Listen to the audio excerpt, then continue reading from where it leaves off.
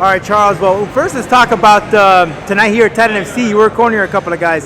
Tell me about that. Yeah, man. I have my guy Matt Waggy and Juan Peretta, my teammate. Waggy had a great fight, tough one. Went to fourth round championship rounds, and it didn't go his way. But I'm super proud of him. He fought his ass off, and that's what it matters the most at the end. Is just he fought to the end, he didn't quit, and then Juan came out with another world title. He defended his championship belt at Titan FC, and he's going to be on to the next to bigger and better things, I'm sure.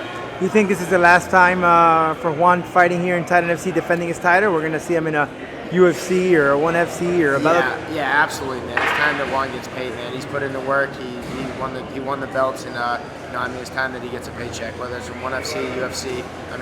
He obviously can compete and fight with the best guys in the world. I train with him in the gym and see what he's done, and he's really an amazing fighter. He trains with the best guys on the planet, and that's where he belongs, and he deserves to be getting paid for it. So let's talk a little bit about you. I know you were training internet sensation Supreme Patty. He recently how was that experience, and how did it come about? How did they reach out to you? It was a great experience. I think a lot of guys know me in the fight game. With training guys, and I think it was just a good fit. Dean Toole from Island Fights reached out to me, asked me to train Supreme Patty. I didn't really know much about him, that's what he is, but I looked him up pretty quick and found out who he was. And I was like, hey, are you serious, man? You want me to train this kid? He doesn't seem too serious about it. It looks like he's smoking weed and drinking and doing all this stuff. Like, if I'm gonna train someone, I need him to be serious. And he's like, no, man, I want you to meet him. He's a good kid. And that's what happened, man. I met him. He's from Boca Raton. I live in Boca. We met up, and man, I really like the kid. He was a stand-up kid, respectable to me. And I trained him. He came every day like he said he was going to do. He dieted. He lost 30, 40 pounds. Got ready for this fight, and he stepped in there and he did it. So he earned my respect, no doubt about it. And I'm still working with him. I'm still friends with him, and I want to continue. He says he wants to do it again. So he's still training. Yeah, he's still training, man. He's still doing it. And he still has a passion for it. So. I respect that, and anybody that makes that walk to the cage, the octagon, the ring, whatever it is, a lot of people talk about it, but to actually do it, you get my respect for it. And so how was the training? He said he had a lot of heart. And what did you think about the fight himself? Were you impressed with the result? I know he didn't come out winning, but... Yeah, he was super green when I got him.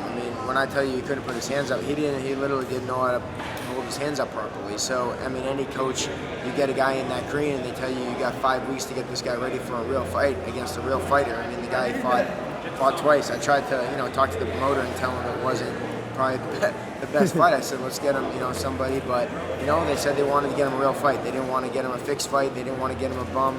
And they wanted him to, fight a real guy. And he did that. And like I said, he earned my respect.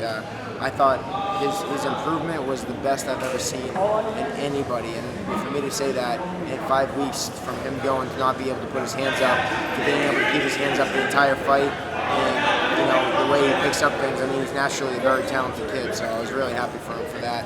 That he came, he learned fast, he learned a lot, and he was a better fighter at the end of the camp than he was, and that's the best thing I could do to get him there. Obviously, 5 weeks isn't enough time, but he went, fought his ass off. Didn't come out with W, but he did come out with the experience, and he came out with my respect. And I think, the millions of followers and the friends that he has, he earned the respect of the world. And I think he was a little upset. He wanted to win the fight, but that's part of the game. Out of all the 20 fighters that fought tonight, half of them lost. Everyone is trying to win. How about you? What have you been up to? When are we going to see you back in the octagon? I'm back to training 100%. Trained over at American Top Team. I was out for almost a year with injury and stuff like that. So just 2 months ago, I got clearance from the doctors to be able to get back in there. So you're going to see me back in the cage in the UFC octagon maybe September or October. So definitely keep an eye out. I'll be back in there soon.